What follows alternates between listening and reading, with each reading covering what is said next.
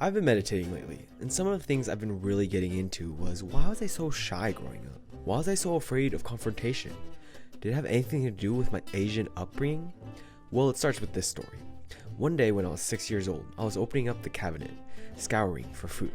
As I'm doing so, a glass jar of peanuts starts rolling out of it and falls on my big toe. I start crying my head off from the pain. So as I'm crying, my mom comes in. I just feel this instant relief that she is here to comfort me. And so I tell her what happened, waiting for just her kind words of comfort. But instead, I was met with a head-on collision. She starts yelling at me, blaming me, like saying, "How could you have let this happen to you?" And I was just terribly confused. I was like, wait, I started to doubt myself. I was like, wait, was this my fault?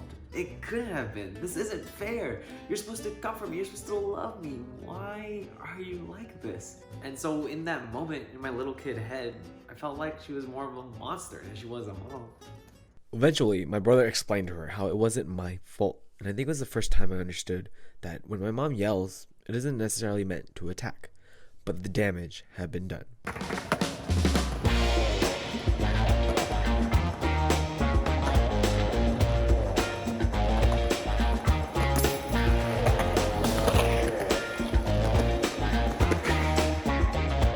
In that moment, I realized I couldn't be open and honest with my mom. I would be afraid to make her mad. I had to be extremely careful because even when things weren't my fault, I could still be yelled at. When that happens as a kid, you just feel like the whole world is falling down on you.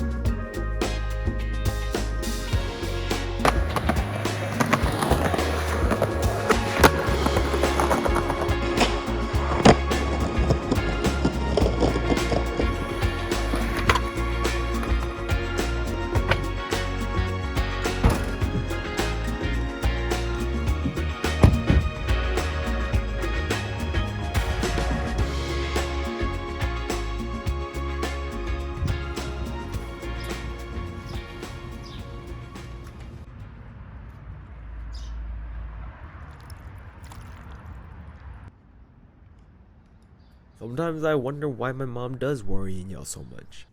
Is it because of the amount of death she had to see growing up that she's so afraid of losing people and the things in her life?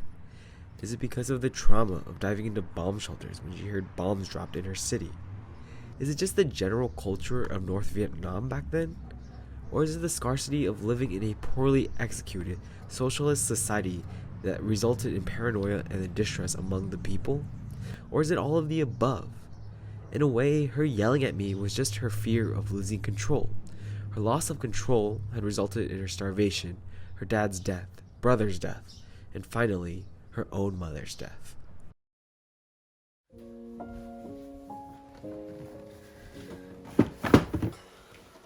Her parenting wasn't necessarily Asian or even Vietnamese. It was trauma parenting.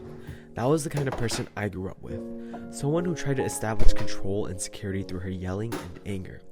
And so you grow up with a person who has been through all of this and you just become afraid of them. Your subconscious becomes afraid of them, so that even when you go out and talk to people and you know they aren't your mom, you're still afraid of that feeling in your body. That one that will yell at you and make you feel like the entire world is crashing down on you.